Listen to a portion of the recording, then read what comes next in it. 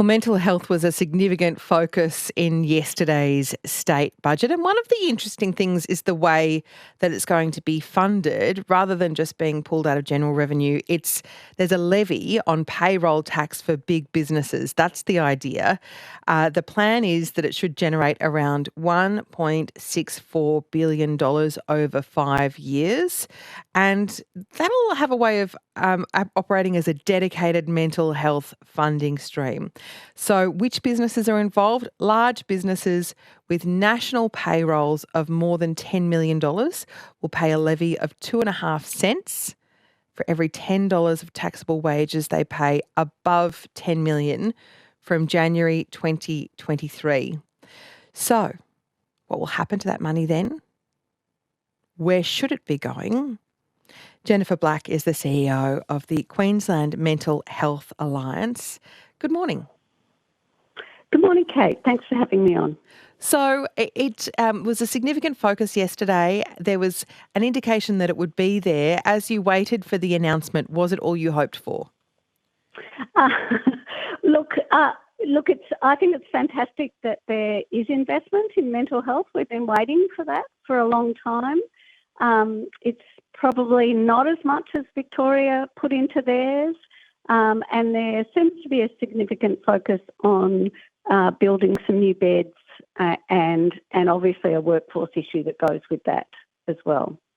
In terms of this money too, because we've heard about in terms of the general health investment, new hospitals, additional beds.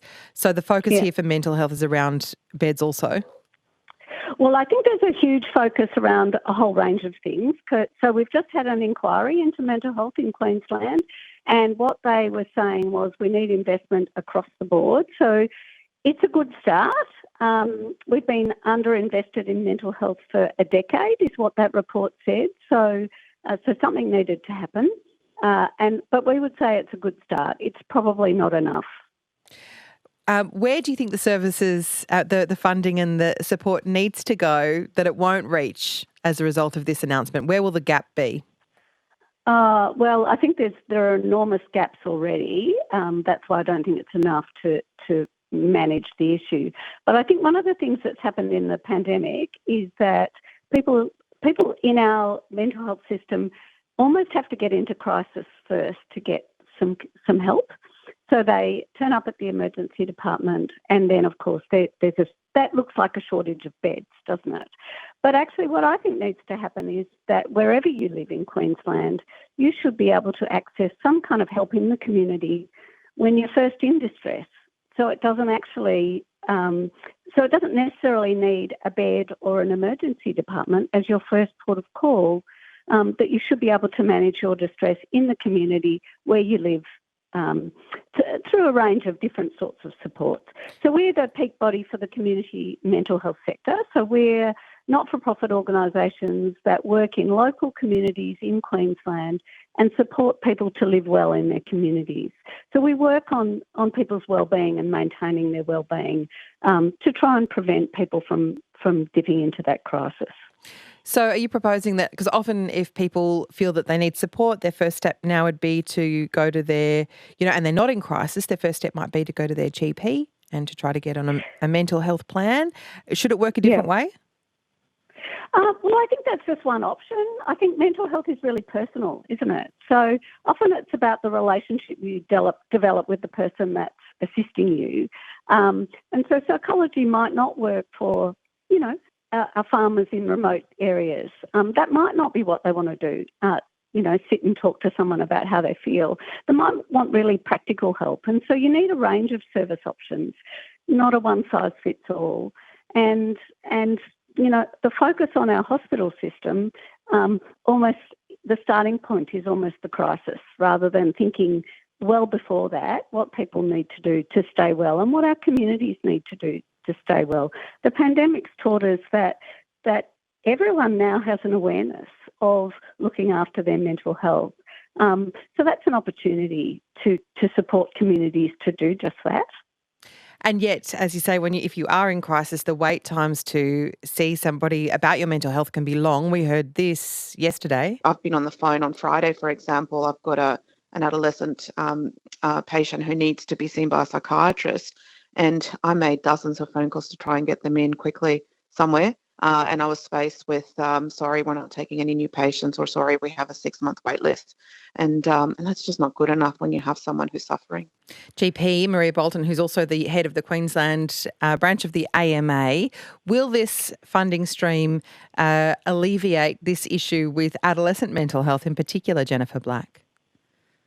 Well, I think that's one of their priority areas is young people and also children and infant mental health. We haven't actually seen the detail of what that will mean, but obviously that needs investment. I think there are many stories of people trying to look for care that can't get it, which is why our hospital system is a bit bottlenecked.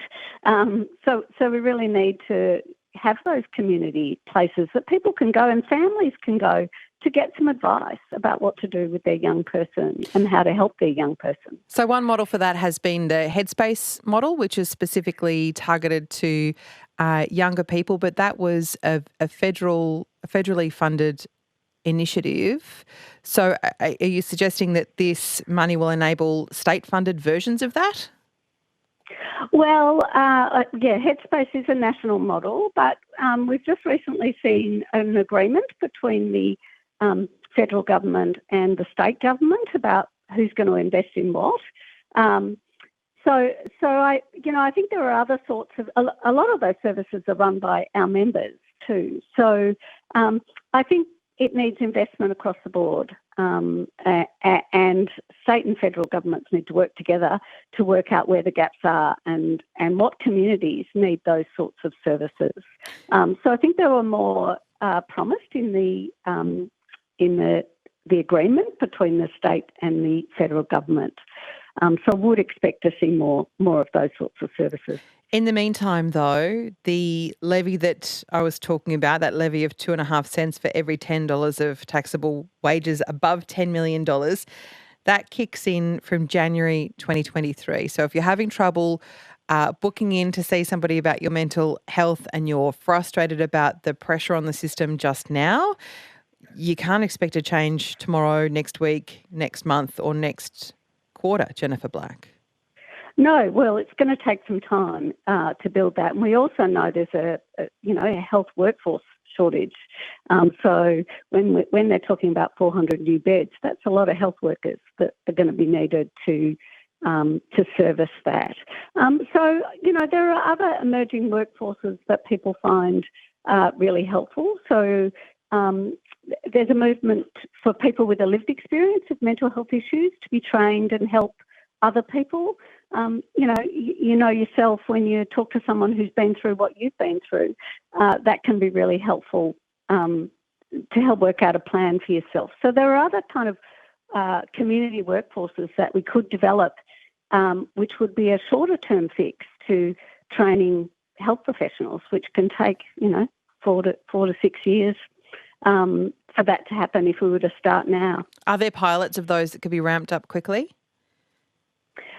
Well, there's certainly an emerging lived experience workforce, and we're doing some work to develop that, but that would need specific investment to help build that workforce.